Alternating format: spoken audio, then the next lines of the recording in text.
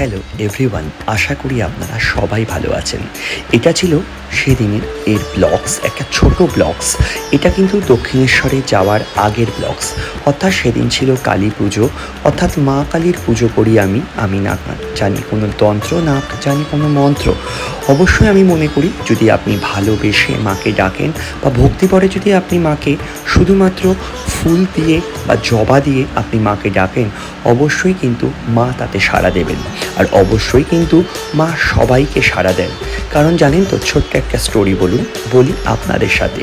এবার শরীর পারমিটই করছিল না কোনোভাবে আমি দক্ষিণেশ্বরে যাব, কারণ এক ফোঁটা জল আমি খাই না, কারণ মাকে পুজো দেব একদম নির্জলাভাবে, সেটাই থাকে আমার এবারের কল্পনা। কিন্তু এবার শরীর পারমিট করছিল না, কিন্তু মাকে বলেছিলাম, মা আমি মনে হয় না পারবো। মা বলেছিল, দাঁড়া তোকে আমি দেখাবো। তাই জানেন তো, যেখানে আমি প্রায় 5 থেকে 6 ঘন্টা লাইন দিই প্রত্যেকটা বছর, এই বছর জানেন তো মাত্র 1 ঘন্টা লাইনের মধ্যে আমার পুজো হয়ে গেছে। জানি না এটা কি মার পরিকল্পনা নাকি কোনো কিছু মার চালাকি, জানি না। ছোটোভাবে পুজো দিয়েছিলাম, আমি ভাবতেই পারিনি যে বাড়িতে এসে মাকে আমি 3ভাবে সেবা দেব, সিরিয়াসলি বলছি। তাই তো আমি বলি, মন দিয়ে ডাকুন মাকে, মন দিয়ে ডাকুন ভগবানকে। ভগবান যদি হয় আল্লাহ, ভগবান হোক না যিশু, ভগবান হোক না ঠাকুর, অবশ্যই ভগবান যার ভগবান তার কাছে থাকে, অবশ্যই বাড়িতে থাকে, অবশ্যই কাজ, অর্থাৎ আপনার কুড়ে বাড়ি হোক না, কুড়ে বাড়িতেও কিন্তু লাইট দিয়ে সাজাতে হবে। তাই তো আমিও চাই আমার কোনোদিনও একদিন রাজপ্রসাদ হবে, সেই ব্লগসগুলোও আপনাকে দেব। তাই তো সাজিয়েছিলাম আমার বাড়িটি ছোট্টভাবে, আলো দিয়ে সাজিয়েছিলাম।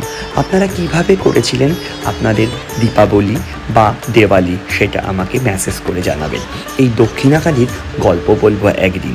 এই যে ছোট্ট একটা ফটো, সামান্য জাস্ট ছোট্ট ফটো, এটা কিন্তু কোনো ফটো নয়, এটা স্বয়ং মা আমার বাড়িতে বসে আছেন, দেখছেন সব কিছু, কী করছি কী না করছি। তাই তো বলি, মা তুমি যেখানেই থাকো সবাইকে ভালো রেখো, সবাইকে মঙ্গল করো। তাই তো আমি বলি, আপনি ভালো থাকুন, আপনারা ভালো থাকুন, আর সবাইকে প্রতিনিয়ত ভালো রাখুন।